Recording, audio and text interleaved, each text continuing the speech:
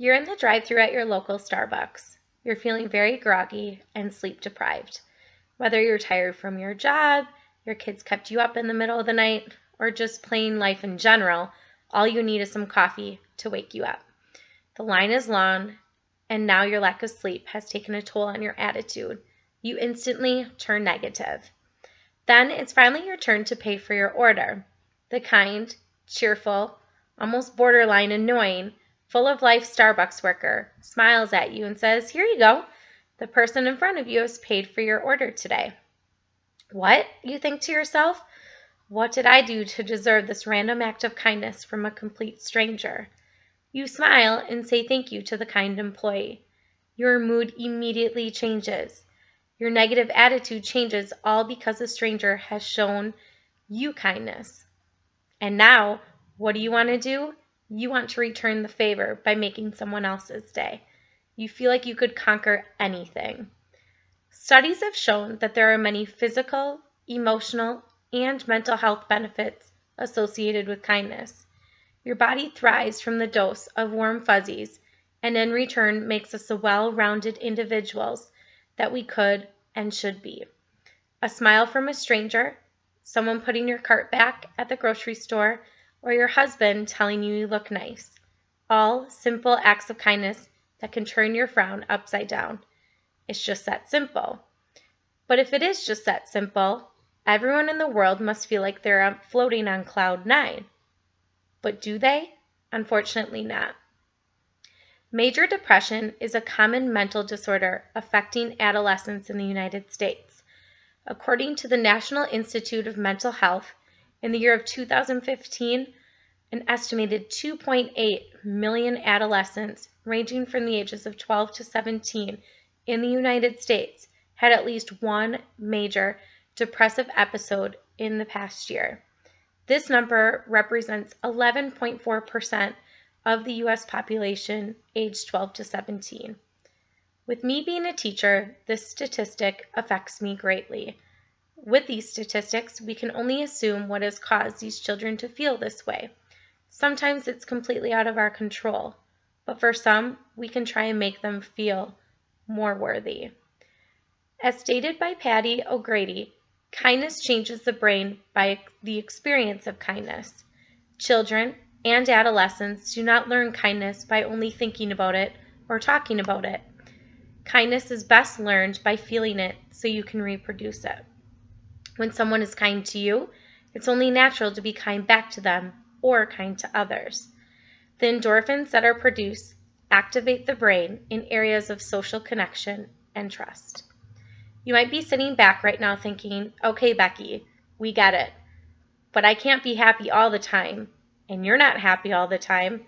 It's just not natural." And you're completely right. We all have bad days. Some of us have more than others. But what if we could make someone else's bad day better? And in return, they try to make someone else's day better. It would become a never-ending cycle of kindness. With teaching third graders, one of the biggest complaints I hear on the playground is, "So-and-so won't play with me." Some teachers would go up to that student they are talking about and tell them they have to play with their classmate. I, however, take a different approach. To the student that is upset that a classmate won't play with them, I tell them to find someone else to play with. Don't let your day be ruined because of someone else's unkind behavior. And you know what happens? They do. They find someone else to play with, and their behavior instantly goes back to being positive. I then have a talk with the student that was being unkind in the first place. I explained to all my students at the beginning of the school year that you don't have to be friends with everyone. You don't even have to like everyone in our classroom, but you do need to treat them with respect and like they're worth something. You need to be kind to them. Sometimes we have students that don't want to play with others because of a small disagreement they had, and that's okay too. I know as adults, if we're upset with someone, we sometimes just need time to cool off or a break.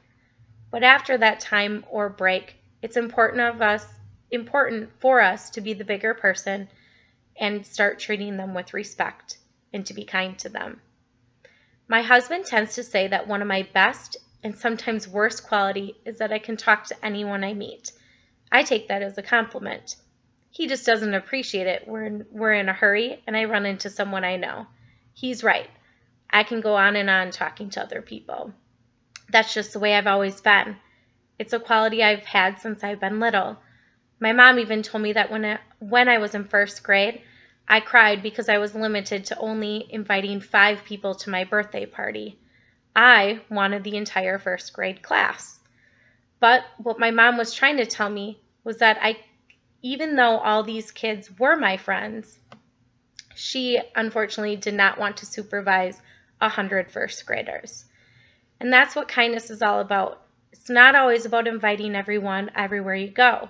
It's just simply including people in conversation, making sure they're not alone, and making them feel like they're worth something.